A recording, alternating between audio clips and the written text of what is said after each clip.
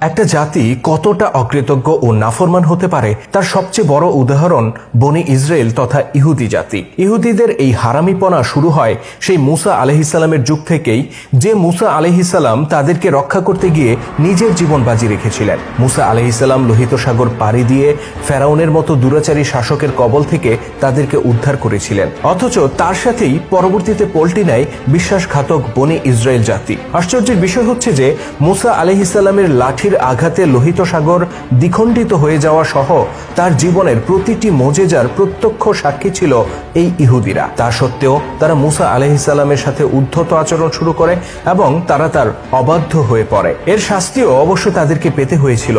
ফেরাউন যেমন লোহিত সাগরে ডুবে মরেছিল, তেমনি ইহুদিদের অধিকাংশ মানুষই ধ্বংস হয়ে গিয়েছিল মুসা আলাইহিসসালাম ও আল্লাহর অবাধ্য হওয়ার কারণে। মুসা আলাইহিসসালামের সাথে ইহুদি জাতির এই অবাধ্যতা ও তার পরিণতি সম্পর্কে বিস্তারিত তুলে ধরব আমাদের আজকের ভিডিওতে। আশা করছি শেষ পর্যন্ত থাকবেন আমাদের সাথেই। শত শত বছর ধরে ফেরাউনের নির্যাতনে ইহুদিদের অবস্থা যখন শোচনীয়, তখন তারা দিনরাত প্রার্থনা করত যেন তাদের কাছে একজন নবী আসেন যিনি তাদেরকে উদ্ধার করবেন। তাদের এই প্রার্থনার বদৌলতে আল্লাহ তাআলা শেষ পর্যন্ত নবী মুসা আলাইহিসসালামকে পাঠান। মুসা আলাইহিসসালাম কিভাবে জীবনের ঝুঁকি নিয়ে ইহুদি জাতিকে উদ্ধার করেন এবং ফেরাউনকে ধ্বংস করেন সে ব্যাপারে আমরা বিস্তারিত আলোচনা করেছি আমাদের পূর্ববর্তী ভিডিওগুলোতে। কিন্তু দেখা গেল বনি ইসরায়েলিরা ফেরাউনের দাসত্ব থেকে মুক্ত হওয়ার পরপরই মুসা আলাইহিসসালামের সাথে অবাধ্যতা দেখাতে শুরু করে। অবশ্য তাদের এই অবাধ্যতা শুরু হয় ফেরাউনের হাত থেকে পুরোপুরি উদ্ধার হওয়ার আগ থেকেই। তাদেরকে নিয়ে মুসা আলাইহিসসালাম যখন লোহিত সাগরের পাড়ে এসে দাঁড়ান, তখন তাদের সামনে ছিল বিস্তৃত লোহিত সাগর আর পেছনে ফেরাউনের বাহিনী। অবস্থা বেগতিক দেখে এ সময় ইহুদিরা মুসা আলাইহিসসালামকে দোষারোপ করতে শুরু করে। তারা বলে, হে মুসা, ফেরাউন আমাদের উপর অত্যাচার করত, এটা ঠিক, কিন্তু এত নির্যাতনের মাঝেও অন্তত প্রাণটা তো বেঁচে ছিল। কিন্তু তুমি আমাদেরকে এমন জায়গায় নিয়ে এসেছো যেখানে মৃত্যু ছাড়া আমাদের সামনে কোনো পথ খোলা নেই। তারা মুসা আলাইহিসসালামকে অভিশাপ দিতে শুরু করে। এভাবেই তাদের অবাধ্যতা ও উদ্ধত আচরণ প্রকাশ পেতে শুরু করে। তবে সেই যাত্রায় আল্লাহ তাআলা ইহুদিদেরকে রক্ষা করেন। তার নির্দেশে লোহিত সাগর দুই ভাগে ভাগ হয়ে যায় এবং বনি ইসরায়েলিদেরকে নিয়ে মুসা আলাইহিসসালাম সাগর পাড়ি দেন। আর তাদের পিছু ধাওয়া করতে গিয়ে ফেরাউন তার বাহিনী সহ ধ্বংস হয়ে যায়। ফেরাউনের হাত থেকে ইহুদিদেরকে উদ্ধার করতে গিয়ে কি কি অলৌকিক ঘটনা ঘটে তার প্রত্যক্ষদর্শী এই বনি ইসরায়েল তথা ইহুদি জাতি। তাদের উচিত ছিল মুসা আলাইহিসসালামের প্রতি কৃতজ্ঞ থাকা এবং তার প্রতিটি আদেশ অক্ষরে অক্ষরে পালন করা। কিন্তু আশ্চর্যের বিষয়, এরকম বহু অলৌকিক ঘটনা প্রত্যক্ষ করার পরেও তারা অবিবেচক থেকে যায় এবং পদে পদে মুসা আলাইহিসসালামের বিরোধিতা করতে থাকে। মুসা আলাইহিসসালামের সাথে ইহুদিরা দ্বিতীয়বারের মতো বেঈমানি করে লোহিত সাগর পার হওয়ার কয়েকদিন পর। ফেরাউনের কবল থেকে মুক্ত হয়ে মুসা আলাইহিসসালাম তার কওমের লোকজনকে বড় ভাই হারুন আলাইহিসসালামের তত্ত্বাবধানে রেখে তুর পাহাড়ে চলে যান আল্লাহর পক্ষ থেকে আসমানি কিতাব নিয়ে আসার জন্য। মাত্র 40 দিন তিনি সেখানে অবস্থান করেছিলেন, কিন্তু সেখান থেকে ফিরে দেখেন তার সম্প্রদায়ের লোকেরা নিজেদের হাতে মূর্তি তৈরি করে তার পূজা করতে শুরু করেছে। এই 40 দিন তারা হারুন আলাইহিসসালামের জীবনকে অতিষ্ঠ করে তোলে। মুসা কোথায় গিয়েছে, কেন গিয়েছে, এখনো কেন ফিরছে না, কবে আসবে, কেন সে আমাদেরকে এভাবে ফেলে রেখে চলে গেল, এরকম হাজারটা প্রশ্ন বানে তারা হারুন আলাইহিসসালামকে জর্জরিত করে ফেলে। তারা হারুন আলাইহিসসালাম এর শত বারণ শত নিষেধ উপেক্ষা করে মূর্তি পূজা শুরু করে দেয়। একই সাথে চলতে থাকে মদ্যপান, অবাধ মেলামেশা আর ব্যভিচারের মতো অপরাধ। লক্ষ্য করার বিষয় হচ্ছে 40 বছর নয়, 40 মাস নয়, এমনকি 40 সপ্তাহ নয়, মাত্র 40টি দিন মুসা আলাইহিসসালাম তাদের সাথে ছিলেন না। এরই মধ্যে তারা মূর্তি পূজা শুরু করে দেয়, অথচ তাদের চোখের সামনে তখনও আল্লাহর নির্দেশে লোহিত সাগর দুই ভাগে বিভক্ত হয়ে যাওয়ার স্মৃতি জ্বলজ্বল করছে। একটা জাতি কত বড় নির্বোধ হলে এরকম করতে পারে তা আমাদের বোধগম্য নয়। হযরত মুসা আলাইহিসসালাম যখন তুর পাহাড় থেকে ফিরে আসেন, তিনি অবাক বিস্ময়ে ইহুদিদের অধঃপতন প্রত্যক্ষ করেন। অতঃপর আল্লাহ তাআলা ইহুদিদের মধ্যে যারা খুব বেশি নাফরমানি করেছিল তাদের উপর গজব নাজিল করেন এবং বাকিদেরকে ক্ষমা করে দেন। ক্ষমাপ্রাপ্ত ইহুদিরা মুসা আলাইহিসসালামের নেতৃত্বে নতুন কোনো ভূখণ্ডের সন্ধানে বের হয়। তবে তাদের রক্ত থেকে মুছে যায়নি নাফরমানি। সেটা বোঝা যায় কিছুদিন পরেই, যখন আল্লাহ তাআলার পক্ষ থেকে নির্দেশ আসে আল্লাহর উদ্দেশ্যে একটি গরু কুরবানি করতে হবে। ইহুদিরা তাদের পূর্বপুরুষ ইব্রাহিম আলাইহিসসালাম কর্তৃক নিজের সন্তানকে কোরবানি করার ইতিহাস ভালো করেই জানত। তথাপি তারা গরু কুরবানি না করার জন্য নানা অজুহাত বের করতে থাকে। গরুর রং কি হবে, তার স্বাস্থ্য কেমন হবে, এটা কেমন হবে, ওটা কেমন হবে, এরকম হাজারটা প্রশ্ন তুলতে থাকে। শেষ পর্যন্ত নিজেদের অনিচ্ছা সত্ত্বেও তারা একটি গরু কুরবানি করে। যে আল্লাহ গোটা ইহুদি জাতিকে তাদের শত শত বছরের দাসত্ব থেকে উদ্ধার করে নিয়ে এসেছেন, সেই আল্লাহর আদেশে একটি মাত্র গরু কুরবানি করতে এত গরিমসি করা কেবল ইহুদি জাতির পক্ষেই সম্ভব।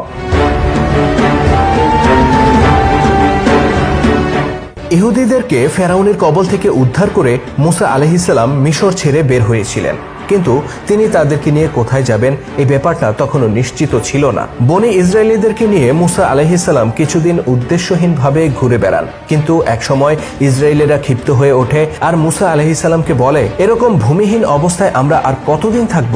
এর চেয়ে তো মিশরেই আমরা ভালো ছিলাম। গোলাম ছিলাম তা ঠিক, কিন্তু পেটে তো অন্তত দুমুঠো খাবার পড়তো, রাতে ঘুমানোর জন্য অন্তত একটু আশ্রয় পেতাম। তুমি আর তোমার আল্লাহ তো আমাদেরকে সেটাও দিতে পারছো না। অতঃপর তাদের এরকম আচরণ দেখার পর আল্লাহর পক্ষ থেকে নির্দেশ এলো, তোমরা ফিলিস্তিনে প্রবেশ করো। ইহুদিরা তখন বলল, সেখানে তো অনেক শক্তিশালী কয়েকটি গোত্র বসবাস করে, তারা আমাদেরকে সেখানে ঢুকতে দেবে না। আল্লাহ পাক নির্দেশ দেন, তোমরা তাদের সাথে যুদ্ধ করো, তারা যতই শক্তিশালী হোক আমি তোমাদেরকেই বিজয়ী করব। অকৃতজ্ঞ ইহুদিরা তখন বলে, হে মুসা, তুমি আর তোমার আল্লাহ গিয়ে সেখানে যুদ্ধ করো, আমরা এখানেই বসে থাকব। আগে তোমরা যুদ্ধ করে শহর খালি করো, তারপর আমরা সেখানে প্রবেশ করব। বনি ইসরায়েলিদের এরকম নাফরমানিমূলক কথা ও অধ্যত্বের কারণে আল্লাহ তাআলা তাদের উপর 40 বছরের জন্য অভিশাপ নাজিল করেন। তিনি জানিয়ে দেন, আগামী 40 বছর তোমরা পৃথিবীর কোনো জায়গায় কোনো আশ্রয় পাবে না।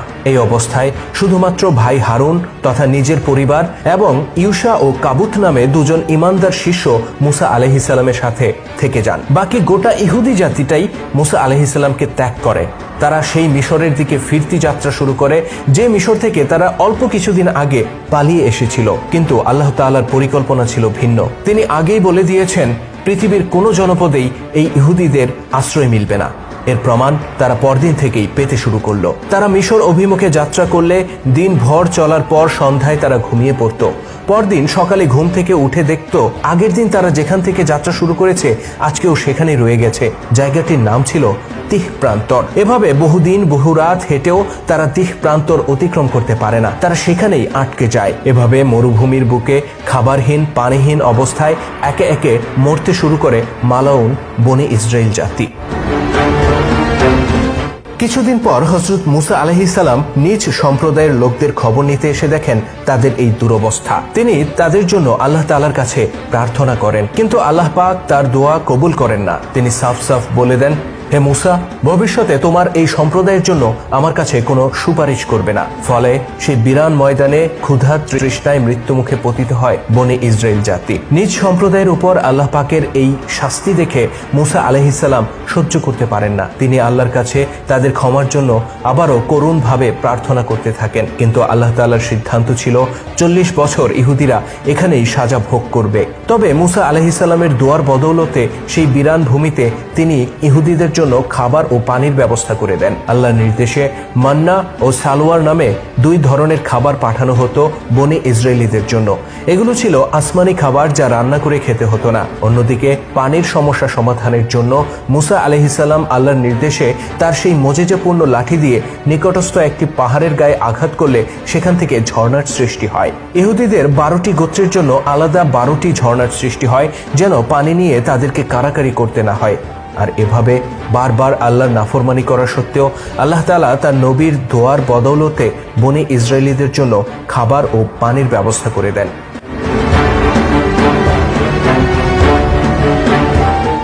শুধু দর্শক, ইহুদি জাতি কোন পর্যায়ে নাফরমান ছিল তা আপনার আমার ধারণার বাইরে। তারা জানতো এই 40 বছর আল্লাহ তাআলা তাদেরকে শাস্তির আওতায় রাখবেন।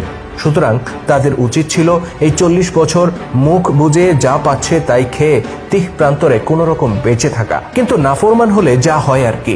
তারা একদিন বলে বসে, হে মুসা, প্রতিদিন একই খাবার খেয়ে খেয়ে আমাদের অরুচি এসে গেছে। আমরা মাটি থেকে খাবার উৎপন্ন করে খেতে চাই। তাদের এমন খায়েশের কথা শুনে আল্লাহ তাআলা বলেন, হে মুসা, তাদেরকে বলে দাও কোনো জনপদে গিয়ে নিজেদের খাবারের ব্যবস্থা যেন নিজেরাই করে নেয়। অতঃপর আসমানি খাবারের ব্যবস্থা বন্ধ হয়ে যায়। ইহুদিরা রওনা হয় নিকটবর্তী কোনো শহরের উদ্দেশ্যে, কিন্তু মনে রাখতে হবে 40 বছর তখনও পূর্ণ হয়নি। তারা শত চেষ্টা করেও তিহ প্রান্তর ত্যাগ করতে পারে না, ফলে আবারও অনাহারে তারা মরতে শুরু করে। এবার আল্লাহ পাক তাদের প্রতি কোনো করুণা দেখান না। মুসা আলাইহিস সালামের নেতৃত্বে ইহুদিদের যে প্রজন্ম মিশর ছেড়েছিল তাদের প্রত্যেকের মৃত্যু হয় এই তিহ প্রান্তরে। দুঃখজনক বিষয় হচ্ছে এই অভিশপ্ত 40 বছর পূর্ণ হওয়ার আগেই আল্লাহ নবী মুসা আলাইহিস সালাম ও হারুন আলাইহিস সালামও ইন্তেকাল করেন। এত কষ্ট করে জীবনের ঝুঁকি নিয়ে যে মানুষগুলোকে ফেরাউনের হাত থেকে তারা উদ্ধার করেছিলেন, সেই মানুষগুলোকে সুন্দর কোনো ভূখণ্ডে তারা রেখে যেতে পারেননি তাদের নাফরমানির কারণে। তবে 40 বছর পূর্ণ হওয়ার পর মুসা আলাইহিস সালামের একান্ত অনুগত শিষ্য ইউশার নেতৃত্বে বনি ইসরায়েলের পরবর্তী প্রজন্ম ফিলিস্তিনে প্রবেশ করার সুযোগ পায়। এই প্রজন্মের জন্ম হয়েছিল লোহিত সাগর পার হওয়ার পরে। তবে তাদের মধ্য থেকেও নাফরমানির রক্ত মুছে যায়নি। পরবর্তীতেও তারা বারবার আল্লাহর সাথে নাফরমানি করে। এ ব্যাপারে আমরা আলোচনা করব পরবর্তী কোনো পর্বে।